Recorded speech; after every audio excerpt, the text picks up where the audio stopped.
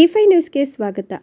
ಮಾಲೂರು ಪುರಸಭೆ ವತಿಯಿಂದ ಪ್ರತಿಭಾವಂತ ವೈದ್ಯಕೀಯ ಎಂಜಿನಿಯರಿಂಗ್ ಉನ್ನತ ವ್ಯಾಸಂಗ ಮಾಡುತ್ತಿರುವ 25 ವಿದ್ಯಾರ್ಥಿಗಳಿಗೆ ಶಾಸಕ ಕೆ.ವೈ. ನಂಜೇಗೌಡರು ಲ್ಯಾಪ್ಟಾಪ್ ವಿತರಣೆ ಮಾಡಿದರು.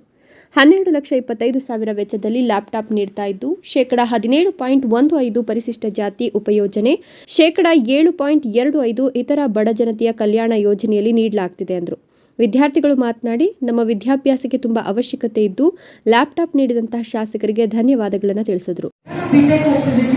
ಆಕ್ಚುಲಿ ಲ್ಯಾಪ್ಟಾಪ್ ತುಂಬಾ ಹೆಲ್ಪ್ ಆಗುತ್ತೆ. ಸರ್, ನಮ್ಮ ಮುನ್ಸಿಪಾಲಿಟಿಯಲ್ಲಿ ಈ ತರ ಇನಿಷಿಯೇಷನ್ ತಗೊಳ್ಳೋದು ತುಂಬಾ ಹೆಲ್ಪ್ ಆಗುತ್ತೆ. ಆಕ್ಚುಲಿ ತುಂಬಾ ಕಡೆ ಈ ತರದ್ದೆಲ್ಲ ಇನಿಷಿಯೇಷನ್ಸ್ ತಗೊಳ್ಳಲ್ಲ.